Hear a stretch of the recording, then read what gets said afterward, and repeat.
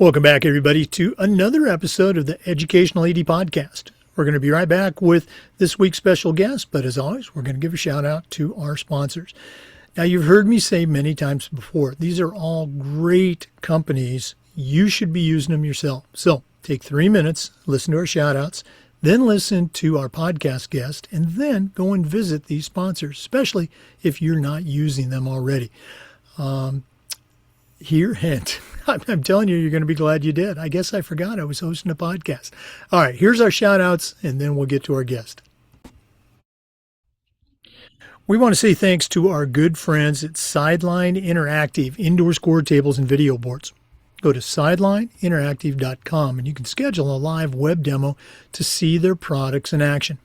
You heard me say many times before, probably one of the best purchases I ever made as an AD was our Sideline Interactive Indoor Score Table. Go to sidelineinteractive.com and schedule that live web demo today. We also want to say thank you to Huddle.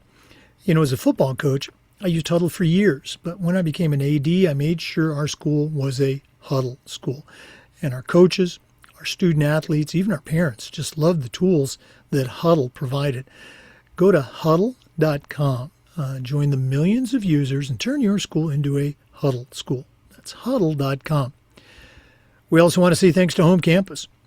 If you schedule, if you use rosters, if you try to communicate with your coaches, your student athletes, your parents, you need Home Campus. Home Campus does all of this and more and does it better and faster than the other platforms. Facility management, athletic clearance and eligibility, coach clearance and eligibility, those ones are game changers and you need Home Campus. Go to homecampus.com, and with all of our sponsors, make sure you tell them you heard about it on the Educational AD Podcast. We want to say thanks to Vital Signs Wall of Fame for their support. Now, Wall of Fame has been helping schools bring their legacy to life for over a decade, but their content creation program, that is a game changer. They're going to take your stories, your history, your coaches, your kids, and create compelling narratives that you can then post on your social media channel. You really got to see it to believe it.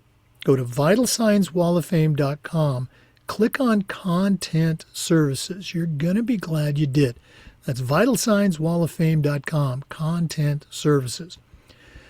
Let's say thanks to our good friends at Gipper.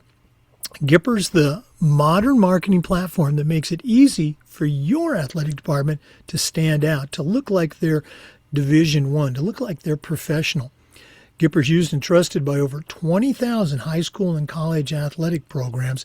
It's professional graphic design made easy. Go to Gipper.com. See why they're rated #1 for athletics marketing. That's Gipper.com. We want to thank Booster Hub, the #1 Booster Club software program.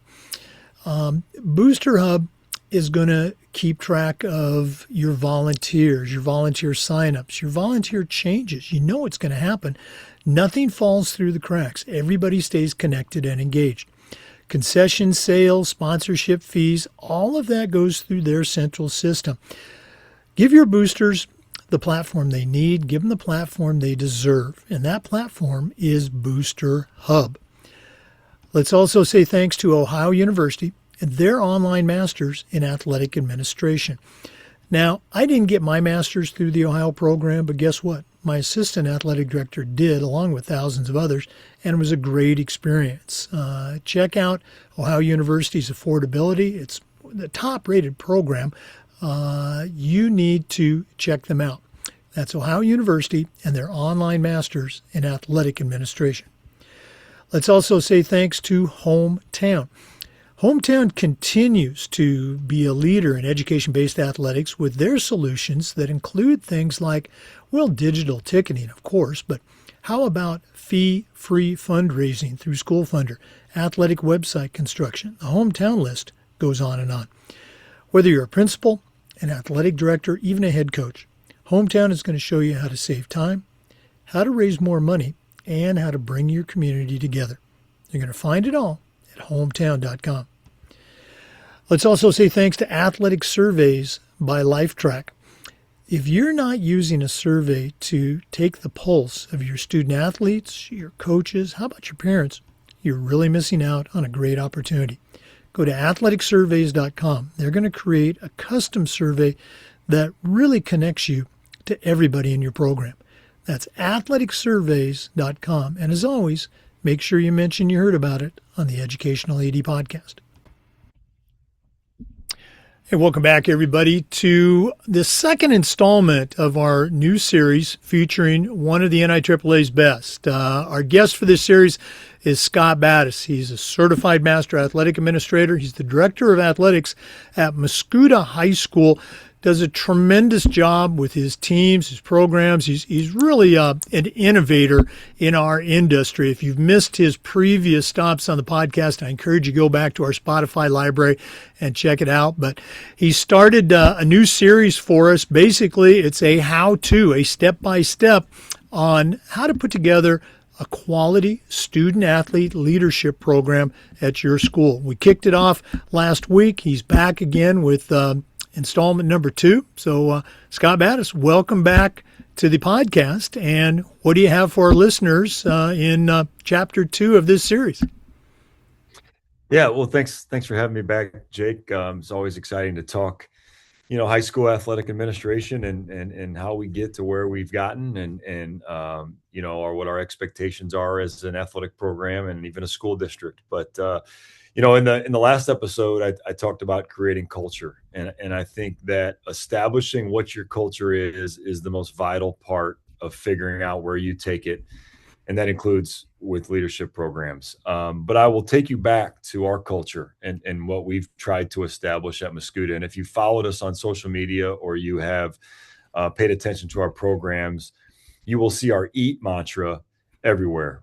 EAT is an acronym for us that stands for energy, attitude, and toughness. And, you can come up with a million different things that you feel like your program can hang their hat on. Ours are our EAT philosophy. And the reason that we use energy, attitude, and toughness is because not by accident. It's because we tried to find, through conversations with our coaches, through research on our own, what we felt like our kids at Mascoutah High School needed. These were 3 things that we felt like we didn't necessarily lack, but we had to be great in if we were going to take our programs to the next level. Obviously, energy speaks for itself. We want our kids to have high energy, positive energy, and kind of be the energy within our building, not just the fields. I think it's important that your kids have high energy, and all those things have to play with that on the fields and on the courts and the mats and all those things. But establishing that same type of energy in the building when you represent our athletic program is extremely important to us. And so we felt like energy was something that we needed to highlight as one of our, as one of our pillars, if you will. Attitude is the second word in our acronym, obviously the A. And attitude to us is something we feel like when people come to our games, when they come to our stadiums and our venues, I think one of the things that stand out the most is the attitude that your kids have, not only while they're performing, but while they're on the bench, when they come out of the locker room, when they interact with kids and fans and things like that. What is our attitude? Do we look like it's a burden to be there all the time? Or is our attitude that we are privileged to be a part of this program, and we're going to show our attitude as one of gratitude, if you will? And are we just very proud to wear that Mascoutah across our chest and wear that purple and white with a lot of pride? So attitude, obviously, extremely important to our programs. And then toughness is the third one. And for me as an athletic director, it's the most significant one to me and probably the most impactful one in our program. And when I say toughness, I don't mean physical strength. We talk about this all the time with our kids. I want you to be tough doesn't mean I want you to be strong. Of course, we want our kids to be strong. Our athletic training program, led by Frank Campbell and our tremendous staff, do a wonderful job with our speed and strength. I mean, it's one of the paramount things that has probably taken our program to levels that maybe people thought we couldn't get to. But it's that baseline of structure within our strength program that is really built us here. But the toughness aspect for us is how we get through difficult things, difficult times, trying situations, injuries being one, but certainly kids are dealing with things at home.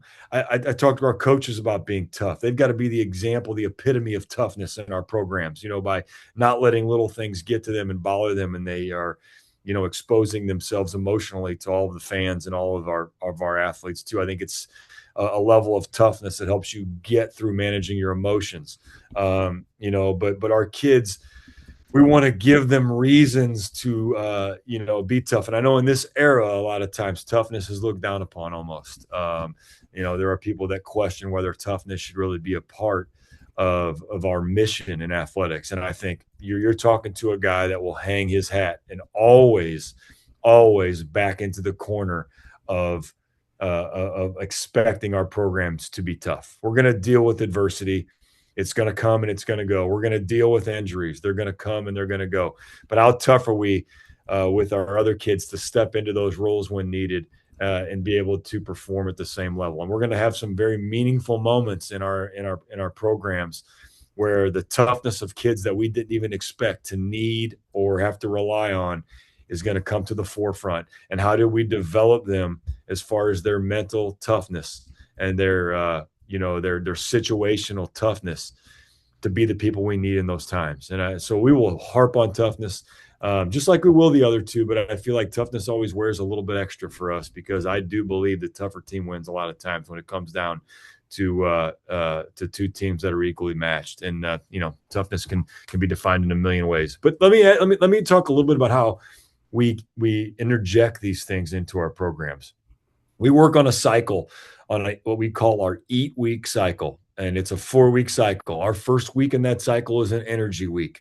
Our coaches are calling out examples of energy, good and bad, in practice and highlighting those. And our coaches got other things going on too. So I'm not going to show up to their practice and evaluate whether they're doing this every single energy week. But I know deep down inside that is the goal, and they do too, to be able to use these things to their advantage. So in an energy week, we really want to highlight good examples of energy, poor examples of energy, and make sure they're either happening all the time or happening less if it's the example of poor energy. And then in an attitude week, we're calling out great examples of attitude. We're also calling out poor examples of attitude and making sure those are a highlight for us during that week when attitude is the focus. And then on toughness week, the same thing. We're trying to, really promote the positive examples of toughness, tough kids, tough coaches, tough situations, and all of those things that come up in practice that we can make sure kids understand this is what we mean when we say be tough. That doesn't mean you got to be strong, but it's got to mean you just performed in a big moment in a poor way. Put it behind us and let's react to the next moment. Those things are going to happen. It's how we react to them that will tell the story. So we will call out those examples of toughness. And then the 4th week in the cycle, we let our coaches pick something that's important to their programs and focus on that. So there's 1 week that I stay out of it. The coaches pick what they think is important, and that's what they focus on for that week. At the end of our month, at the end of our Eat Week cycle, we're going to reward those kids for those weeks. There's going to be an energy athlete of the week for every program that's in season. There's going to be an attitude athlete of the week for every program in that season. And then there's going to be a toughness athlete of the week for every athlete in that sports season. And they will come down to me in the office, and I'll reward them with a bracelet that says exactly what they were on it. Attitude, energy, attitude, and toughness. We have a bracelet for all 3 of those, and those kids get those. And for those kids, it means a lot. Not only is it a way to award kids every single week, but it's also a way to kind of establish the expectation within our programs. And then our booster club has even taken on, the same concept with them, and their scholarship that they give every year is called the EAT scholarship for the year. So, they would like, they're a part of, they're an extension of us. They're continuing with our mantra. And it's even filtered down into some of our little league programs in our community. They've asked me if they could take part. Of course, I'm willing, even to the point where I've been down to some of those practices in town, awarding those bracelets to kids who have done a great job and in those 3 areas. And we hope that this becomes something that all of our kids attach to. And then when they get to our high school, they understand the expectation. So my advice is to find something you can hang your hat on, create a mantra that stands for what you feel like is important, and establish it within all of your programs and continue to establish it as you go through. And you will then implement those things into the type of leadership program that we talked about in the first episode. But this will give you a foundation to kind of hang your hat on when you're talking through the different topics that you will address in all of your different leadership meetings. So find culture, develop a culture, stick with it, hang your hat on it, and then believe in it. And you can go a lot of different directions with a lot of success by being able to hang your hat on something like that. Well, again, you've heard me say this before because we've talked about this on previous episodes. I just love the toughness component, and again, you mentioned, it's not about being strong or something like that, or a tough guy, but it's just having that mental toughness, that grit, some people call it. Anything with toughness, I just love, because I think it's one of those components, as you mentioned. Some people have gotten away; they're not comfortable using that word because they don't think they understand it. They haven't gone through maybe experiences in their life that sport provides, to create that toughness. And the whole eat thing. I can't remember if this was you or another leader that says about students and coaches, if we're going to meet, we're going to eat. And, there's always food there. So just great stuff. I love it. Scott, one more time, if our listeners are just thirsty for knowledge and they can't wait for next week's segment, they want to reach out, pick your brain. And listeners, you do have a great resource here. What's the best way that our listeners can connect more with Scott Battas? Yeah, email is the best way for me. My email address is my last name, Battas, with an extra S. So it's BATTASS at MSD19.org.